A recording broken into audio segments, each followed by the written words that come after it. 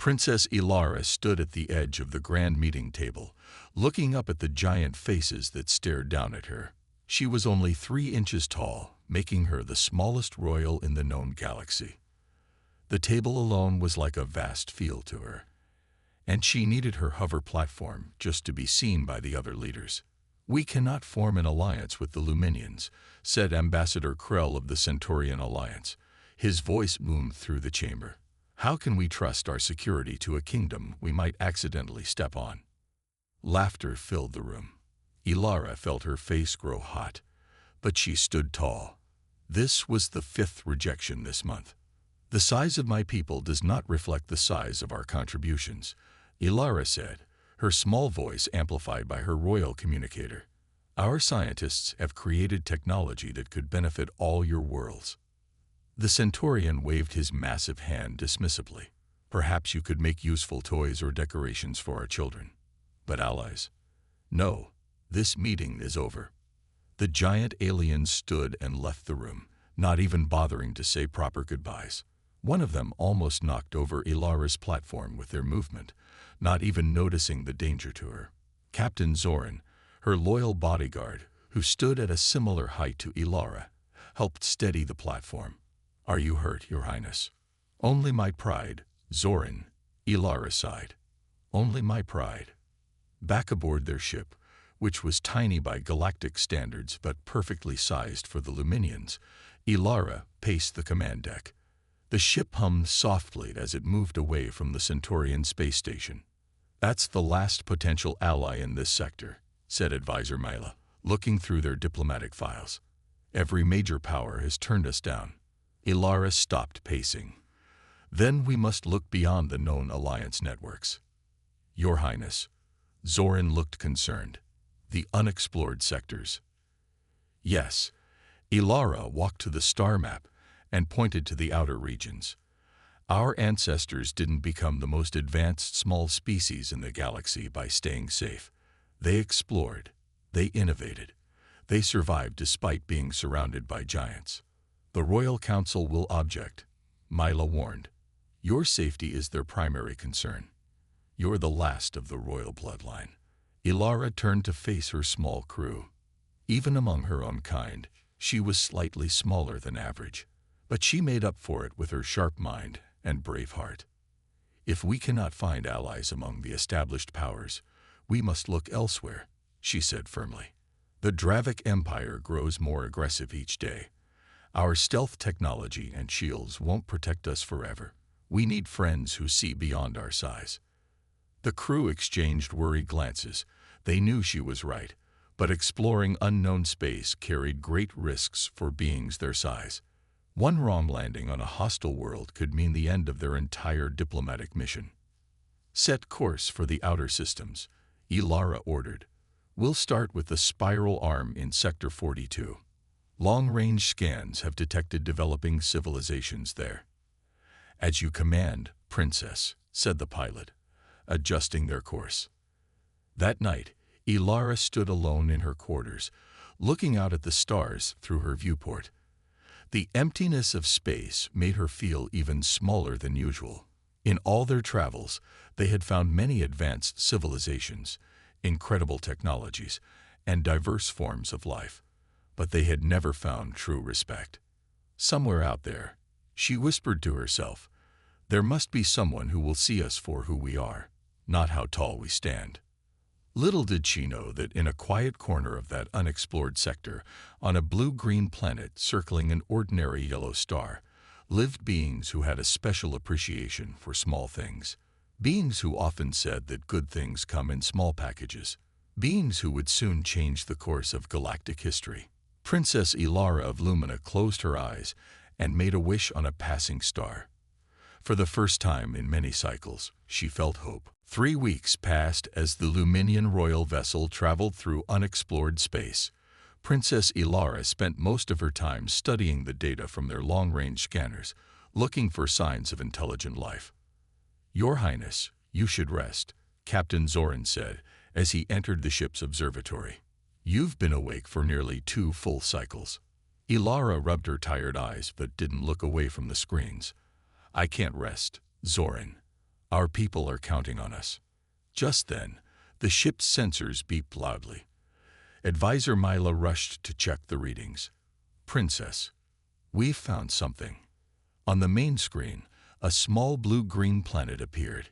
It orbited an average yellow star in an unremarkable solar system. Life signs, Ilara asked, suddenly wide awake. Abundant, Mila replied, her eyes wide with surprise. And the dominant species appears to have advanced technology. They've even visited their own moon. Ilara moved closer to the screen. Something about this planet felt different. Take us closer, but keep our cloaking shields active. I want to observe before making contact. For 2 weeks, they orbited the planet called Earth, watching and learning. The Luminian ship's advanced technology allowed them to pick up broadcasts, study languages, and observe the daily lives of the beings called humans. What they saw amazed them. They keep smaller creatures as companions. Ilara noted, watching a human walk with a dog. They don't eat them or use them as slaves. They care for them. Most unusual, Zoran agreed. In the rest of the galaxy, the big control the small. Ilara watched footage of humans helping injured birds, protecting endangered small animals, and even studying tiny insects with great interest. It was behavior she had never seen from any other large species. Look at their children's stories, Mila added, showing images on the screen. They have tales about helpful small beings. Elves, fairies, brownies. They value smallness in ways no other species does. Ilara made her decision. I want to make contact. Find me a suitable human, someone who studies small creatures and might be more open to meeting us. The ship's computers searched through data gathered from Earth's networks. Finally, they found a match. Jack Miller, Mila Reed, age 35. Wildlife biologist specializing in endangered small species. Works mostly alone in a forest region called the Pacific Northwest. Perfect, Ilara said. Let's observe him for a few days before approaching. They watched as Jack hiked through forests, carefully documented tiny frogs, and gently handled small creatures. He lived in a cabin surrounded by trees, far from other humans. One evening, as Ilara watched Jack release a mouse he had rescued from a trap, she made her final decision. Tomorrow, we make contact, she announced. Prepare the landing craft. Advisor Mila looked worried. Princess, this is extremely risky. We know nothing about how these humans might react to aliens. What if he captures you for study, like those insects he observes? Ilara understood the risk. All great discoveries require courage, Mila. There's something different about these humans. They see value in small things. That night, Ilara couldn't sleep. She stood at the viewport, looking down at the blue planet. If she was wrong about humans, it could mean disaster for her mission. But if she was right. The next morning, Ilara boarded the tiny landing craft with Captain Zoran. It was designed to look damaged upon landing, in case they needed a quick excuse. Set course for the clearing near Jack Miller's cabin, she ordered. It's time to meet our first human. As the small craft descended through Earth's atmosphere, Ilara felt both fear and hope. Would this human be different from all the others who had rejected her? Or would size once again determine her worth? She was about to find out. Jack Miller woke early, as he did every morning. The sun was just beginning to rise over the tall pine trees surrounding his cabin. He made a quick breakfast, packed his equipment, and headed out for another day of fieldwork. The morning air was crisp and cool. Jack breathed deeply as he walked along a familiar trail, checking small traps he had set to safely capture and study the local wildlife. So far, he had documented 3 species of endangered mice in this area. As he approached a small clearing, something caught his eye. A flash of metal, reflecting the morning sunlight. Jack moved closer, curious. "What on earth?" he muttered. In the middle of the clearing was what looked like a tiny spacecraft, no bigger than a shoebox. It was sleek and silver, with small lights blinking on its surface. Thin wisps of smoke rose from one side, as if it had crash-landed. Jack set down his backpack and crouched to get a better look. Years of handling delicate creatures made him naturally gentle as he leaned in. He adjusted his glasses, wondering if someone had left an elaborate toy. Then, to his amazement, a small door opened on the side of the craft. Jack held his breath. His scientific mind raced with possibilities, but none prepared him for what emerged. A tiny humanoid figure, standing no more than 3 inches tall, stepped out. She wore an elegant outfit that seemed to shimmer with its own light. Behind her came another small figure, dressed in what looked like protective armor. "Hello, Jack Miller of Earth," the first figure said in perfect English, her voice small but clear. "I am Princess Ilara of the Luminian Empire." Jack blinked, then rubbed his eyes. But the tiny beings remained. "You're real," he whispered, fighting the urge to back away or reach out to touch them. "Very real," Princess Ilara said. "And we've traveled a great distance to meet your kind." Jack's scientific training kicked in, helping him overcome his shock. Instead of panicking, he became intensely curious. He slowly sat down on the ground to be closer to their level. "How do you know my name? And how are you speaking English?" he asked. "We've been observing Earth for some time," Ilara explained. "Our technology allowed us to learn your languages and customs. We chose you specifically because of your work with small creatures." The armored figure beside her remained alert, watching Jack's every move.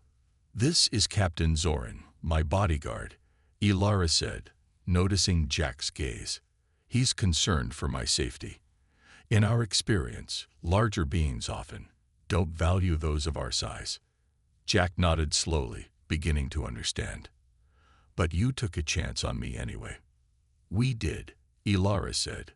"Your species is unique in how you protect and study smaller life forms." It gave us hope. Jack carefully extended his hand, palm up, laying it flat on the ground. "Would you like to come back to my cabin? It might be safer to talk there than out in the open." Ilara and Zorin exchanged glances. This was the moment of truth. After a brief nod from the princess, they both stepped onto Jack's palm. Jack felt their tiny weight, almost nothing, and marveled at the trust they were placing in him. He slowly raised his hand, bringing them to eye level. "I promise I won't hurt you," he said softly. "I study endangered species to protect them, not to harm them." "That's exactly why we chose you," Ilara replied with a small smile. "Our people are not endangered yet, but we need allies. The galaxy is full of dangers for beings our size." As they walked back to the cabin, Jack listened in amazement as Princess Ilara described her civilization, their advanced technology, and the vast galactic community beyond Earth. "So humans really are alone in thinking small creatures matter?" Jack asked. "Not anymore," Ilara said. "Now there's you and us. Perhaps together, we can change the thinking of others."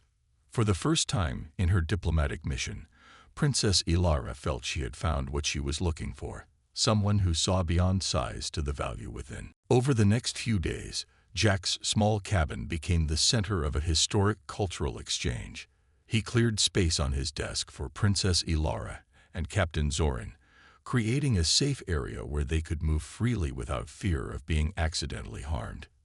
"Your home is enormous to us," Ilara said as she explored the tabletop Jack had set up for them. "But it feels peaceful. Most large species environments feel threatening."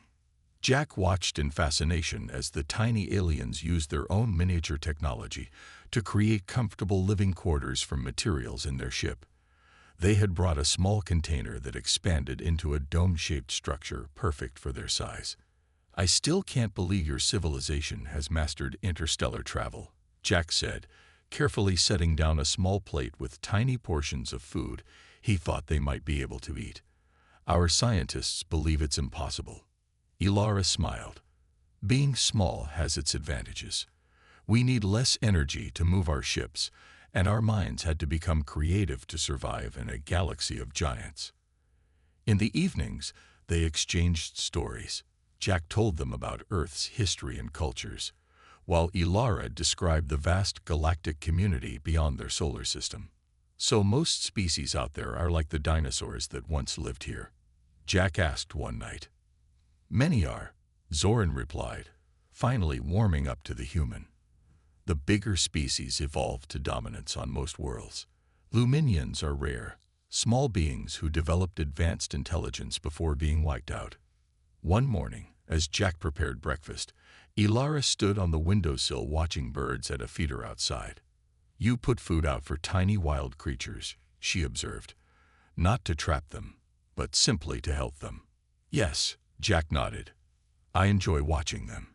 Each species has its own behaviors and beauty. No other civilization we've encountered does this," Ilara said softly. "Everywhere else, power comes from size and strength. The small are ignored or crushed." Jack thought about this. Humans haven't always been kind to smaller creatures either. We're still learning, but many of us believe that all life deserves respect, regardless of size. While Jack worked on his research during the days, Ilara and Zoran would communicate with their ship in orbit. Plans were being made for wider contact with Earth's leaders, but they wanted to move carefully. On the 5th day, Ilara asked Jack to show her his work. He gently carried her portable platform into his small lab area, where he had tanks containing the endangered mice he studied. "These mountain pocket mice have lost most of their habitat," Jack explained. "I'm tracking their numbers and behaviors to help protect them." Ilara watched the small creatures with great interest. "They're almost our size. On other worlds, beings this small aren't even considered worthy of study." "Size doesn't determine value," Jack said simply. That evening, Ilara shared more of Luminian technology with Jack. She showed him holographic displays of medical devices that could heal injuries in seconds, energy systems that created no pollution, and farming methods that could grow food in any environment. "Your people could help Earth solve many problems," Jack said, amazed by what he was seeing. "Why would anyone reject an alliance with you?" "Fear and pride," Ilara sighed. "The larger species can't accept that beings our size could have anything to offer them." Jack shook his head. "They're lost then. Humans may be new to the galactic community, but at least some of us know better than to judge by appearance." As Ilara prepared to sleep that night in her tiny quarters, she felt something she hadn't felt in a long time: genuine hope for her people's future. In just a few days, this human had shown more respect for the Luminians than centuries of diplomatic missions to other worlds. Meanwhile, unknown to both of them, Captain Zoran received a troubling message from the orbiting ship. Other eyes had noticed their arrival on Earth, and not all were friendly. Captain Zoran waited until Princess Ilara woke the next morning before sharing the troubling news. Jack had gone outside to check his wildlife traps, giving the Luminians privacy. "Your Highness, we've received an urgent message from home," Zoran said, his face grim. "The Dravic Empire has learned of our contact with Earth." Ilara's eyes widened. "How is that possible?" "We've been careful. Our analysts believe they've been tracking our ship since we left known space. They've dispatched a fleet of warships to this system." Ilara paced the small platform Jack had built for them. The Dravics were among the largest and most aggressive species in the galaxy, standing over 7 feet tall with advanced weapons technology. They considered smaller species as nothing more than pests. "How long do we have?" she asked. 3 Earth days at most," Zoran replied. "The Royal Council advises immediate evacuation. We should return to Lumina before the Dravics arrive." Ilara shook her head firmly. "No, I won't abandon Earth. The humans have shown us more respect than any other species. We can't leave them to face the Dravics alone." Just then, Jack returned to the cabin. He noticed the serious expressions on the tiny faces. "Is everything okay?" he asked, setting down his backpack. Ilara explained the situation while Jack listened with growing concern. "These Dravics, they would attack Earth just for talking to you?" he asked. "They see any alliance between smaller species as a threat," Zoran explained. "They believe only the largest and strongest deserve to rule." Jack ran his hand through his hair. We need to warn people. Our governments need to know. Even with your nuclear weapons, Earth cannot stand against Dravik technology, Ilara said sadly. Their ships can destroy cities from orbit without landing. Jack thought for a moment, then snapped his fingers. I have an idea. My college roommate, Susan Garcia, works in military intelligence now. She might be able to help us reach the right people quickly. While Jack made the call, Ilara and Zoran discussed strategy. When Jack returned, his expression was hopeful. Susan is coming here tonight. She believes me, or at least, she believes enough to see for herself. By nightfall, a black government car pulled up to Jack's cabin. Susan Garcia was a serious-looking woman in her mid-30s. Her eyes went wide when she saw the tiny aliens, but she quickly composed herself. I've seen a lot of classified things in my job, she said after introductions, but nothing like this. Ilara showed Susan holographic images of the Dravik ships and their weapons capabilities. Our military doesn't stand a chance against this, Susan admitted, but maybe we don't have to fight them directly. What do you mean? Jack asked. Susan looked at the tiny princess. You said the Draviks underestimate smaller beings, right? They don't even bother to scan for tiny life forms. Correct, Zoran nodded. To them, beings our size are insignificant. A plan began to form. Susan made more calls, speaking in coded language. Within hours, a small team of military personnel arrived at the cabin. We don't have time to convince the world governments, Susan explained. But my superiors have authorized a small special operations team. Ilara studied the humans with new respect. Unlike other species who had dismissed the Luminians, these humans were immediately adapting to work with them. Our ship has stealth technology we can share, she offered. And we have weapons that would be easy for humans to carry but powerful enough to damage Dravik systems. As dawn approached, the unlikely alliance worked feverishly to prepare. The Luminian ship moved closer to Earth, ready to transport the team when needed. The Draviks believe size equals power, Ilara said as they finalized their plans. But they've never faced humans and Luminians working together. Jack nodded grimly. Sometimes the smallest things make the biggest difference. Outside, the first light of day touched the trees around the cabin. Somewhere in the darkness of space, Dravik warships were approaching. The clock was ticking. The Dravik ships appeared in Earth's sky sooner than expected. 3 massive vessels, each the size of a small city, took position in orbit. Their dark hulls blocked out the stars as they hovered over major cities. Panic spread across the globe as the alien ships appeared on radar and became visible to the naked eye. Government leaders scrambled to respond. Military forces went on high alert, and civilians looked to the sky in fear. A booming message echoed from the ships, broadcast in all Earth languages. We are the Dravik Empire. Your planet has been contaminated by Luminian vermin. Surrender the tiny princess and her crew immediately, or we will begin planetary cleansing. At a military base hastily set up near Jack's cabin, the small joint team of humans and Luminians prepared for their mission. They're giving Earth just 6 hours to respond, Susan reported after a call with her superiors. World leaders are arguing about what to do. Princess Ilara stood on a specially built platform in the command center. 6 hours is all we need, she said confidently. Their plan was bold but simple. Using Luminian stealth technology, a small team would infiltrate the Dravik command ship. Frank Nelson, a Navy pilot with special operations training, would fly them up in a modified aircraft.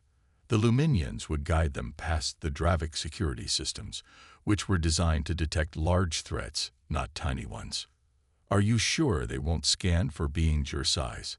Frank asked as he checked his equipment. Captain Zoran nodded. The Draviks consider us less significant than insects. Their security is designed to stop large attackers. Jack, who had insisted on joining the mission despite the danger, helped Princess Ilara into a specially designed protective suit. The Luminian technology had been adapted for human use, making the small team nearly invisible to Dravik sensors. "I never thought I'd be saving the world when I woke up last week," Jack said with a nervous smile. Ilara looked up at him. "In my experience, heroes rarely plan to become heroes. They simply do what's needed when the time comes." The team boarded the modified aircraft. It had been painted with a special coating that absorbed radar signals. Inside, besides Jack, Susan, and Frank, were 4 Special Forces soldiers. Each carried weapons designed by Luminian engineers, small but powerful devices that could disrupt Dravik technology. As they approached the massive Dravik command ship, Frank skillfully piloted their craft into a blind spot in the alien vessel's sensor array, just as Ilara had instructed. "Their blind spots are huge," Frank whispered in amazement. "They really don't worry about small things, do they?" "Their greatest weakness," Ilara agreed. They landed in a maintenance bay that was rarely used, according to the Luminian intelligence. The bay was massive to humans, but to the Draviks it was merely a small service area. As they exited their craft, they saw their first Dravik. The alien was enormous, over 7 feet tall, with gray-green skin and 4 arms. It wore heavy armor and carried a weapon the size of a human leg. The team froze, certain they had been discovered, but the Dravik merely glanced in their direction and continued its patrol. The Luminian stealth technology was working. "They literally don't see us as a threat," Susan whispered in amazement. With Princess Ilara and Captain Zoran guiding them through the ship's layout, the team made their way towards the main control center. The Luminians, riding on Jack's shoulder, directed them through service tunnels that were too small for Draviks, but perfect for humans. "Their ship is designed for maximum intimidation," Ilara explained quietly. "Everything is oversized to display their power, but it creates many spaces they cannot access." As they approached the ship's weapon control systems, they encountered more Dravik guards. But each time, the massive aliens failed to notice the smaller beings slipping past them. "Size isn't everything," Jack whispered to Ilara as they prepared to disable the weapon systems.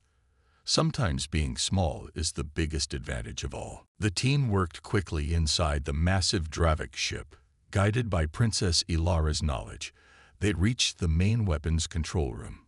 2 enormous Dravik officers sat at controls designed for their 4-armed bodies. "We need to disable all 3 ships at once," Ilara whispered from her position on Jack's shoulder. "Otherwise, the others will still attack Earth." Susan nodded and signaled to her team. Using the Luminian devices, they created a small distraction in another part of the ship. As the Dravik officers rushed to investigate, the team moved in. Jack carefully placed Ilara and Zoran near the main control panel. The tiny Luminians moved with practiced speed, connecting their devices to the Dravik systems. "Their security is designed to stop brute force attacks," Ilara explained as her fingers flew across her small computer. Not subtle Luminian code. In minutes, they had access to the entire Dravik fleet network. Ilara uploaded a special program created by Luminian engineers. The lights on the control panels flickered. "It's working," she said with a smile.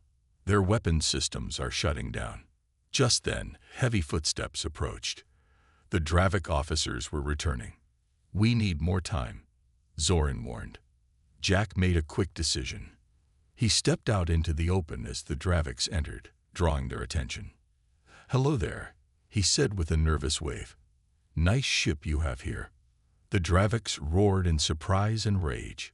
One reached for an alarm while the other drew a weapon. But before they could act, Susan and her team fired their Luminian devices. Energy pulses hit the Draviks, freezing them in place temporarily. "Hurry," Frank called, watching the doorway for more guards. "Done," Ilara announced triumphantly. "All weapons systems across all 3 ships are locked down." Jack scooped up the tiny aliens, and the team rushed back through the maintenance tunnels toward their aircraft. Behind them, alarms began to sound throughout the ship. "The Dravik High Commander is trying to address Earth again," Zoran reported, monitoring communications through his device. But we've locked them out of broadcast systems, too. They reached their aircraft just as Dravik security forces began searching the ship. Frank piloted them out through the same blind spot they had used to enter. As they flew back to Earth, they watched the Dravik ships trying to power up their weapons. Nothing happened. What exactly did you do to their systems? Susan asked Ilara. The tiny princess smiled. We didn't just disable their weapons. We sent proof of their aggressive actions to every species in the Galactic Alliance, including evidence that they threatened a peaceful planet without provocation. The Draviks have broken numerous galactic laws, Zoran added. Even their allies won't defend them now. Within hours, new ships appeared in Earth's orbit. But these weren't Dravik vessels. Representatives from various galactic civilizations arrived, responding to the Luminian evidence. Many were shocked to discover that the primitive humans had helped defeat the mighty Dravik Empire. 1 month later, Princess Ilara stood on a special platform in the newly established Earth Embassy to the galaxy. Jack stood beside her as Earth's first ambassador to the stars. Representatives from 20 different species watched as humans and Luminians signed their historic alliance. Today marks the beginning of a new understanding, Ilara said, her voice amplified for all to hear. No longer will size determine worth in our galaxy. Earth and Lumina have proven that true strength comes from cooperation, innovation, and respect. The galactic representatives applauded, some with hands, others with tentacles or wings. Many who had once rejected Lumina now sought alliances with the tiny but powerful civilization and their human friends. Later, as Jack and Ilara watched the sunset from the embassy balcony, the princess looked up at her human friend. When every large species rejected me, you said yes, she said softly. You changed everything. Jack smiled. Sometimes the most important things in the universe come in the smallest packages. In the sky above, stars began to appear, each one possibly home to new friends and allies, in a galaxy that would never again underestimate the power of being small.